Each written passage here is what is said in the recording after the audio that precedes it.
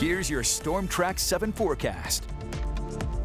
Happy Sunday evening, Eastern Iowa. I'm Storm Track 7 meteorologist Danny Cassidy. It was a record-breaking day in terms of high temperatures. Nothing official recording this as of 5:30, but basically I think everywhere in Eastern Iowa broke their records. 80 degrees in many spots, including Waterloo. And Waterloo, in fact, this is the earliest in the calendar year it has ever been 80 degrees, breaking it by about 2 weeks. So pretty incredible there. Of course, one more posts on social media as well as on live TV. But again, it's just incredible how warm it was. Our normal high was 40, and we hit 80 in many spots. In terms of the winds, it was very dry and very gusty today. If you either were outside or not, you could hear it, you could feel it, and unfortunately it led to a lot of elevated fire danger. I believe there was a kind of a wildfire kind of near the Dunkerton area. Thankfully, the threats for that will lower after sunset. We'll see winds really only about 5 to 15 tonight, so that is the good news. And even with winds a little strong tomorrow, it'll be out of the northeast, gusting up to 25 miles per hour, so basically cut it in half for what we saw today.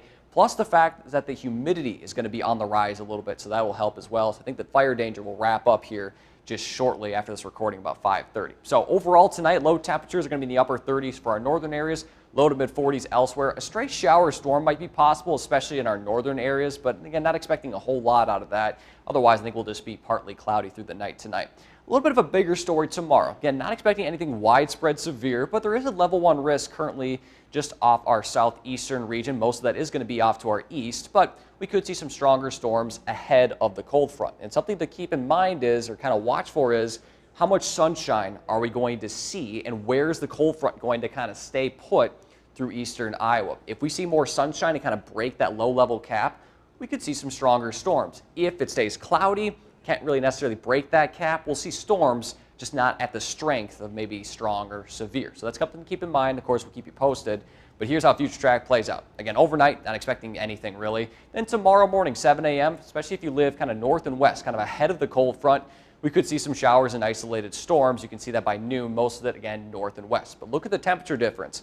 48 in Decorah, close to 70 in Washington. So you can see the front's kind of right in here. Basically, the 60s are ahead of the front, the 50s and 40s behind it. Then 5 o'clock rolls around, and again, you can see if we see enough sunshine, we'll see maybe some showers and isolated storms. It could be a little bit on the stronger side, maybe small hail, maybe some gusty winds. Tornado chance very low, but can't be ruled out. As we head through the evening hours, again, you can see that line of showers and storms heading to the east. That's why more of that risk is to our east.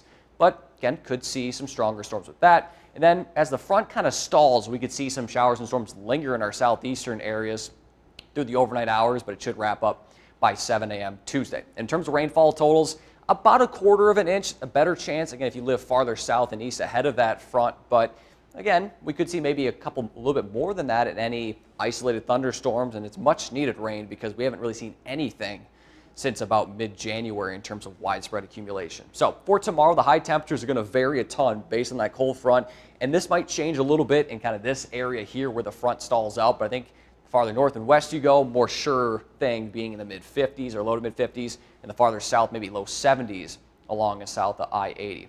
Your city-by-city forecast for Waterloo, Dubuque, Cedar Rapids, and Iowa City. So Tuesday, Wednesday, we're widespread in the low to mid-50s with a little bit of sunshine.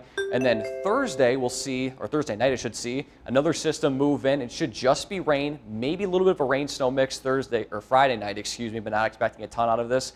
This, though, could give us some much-needed rain as it looks to be pretty widespread.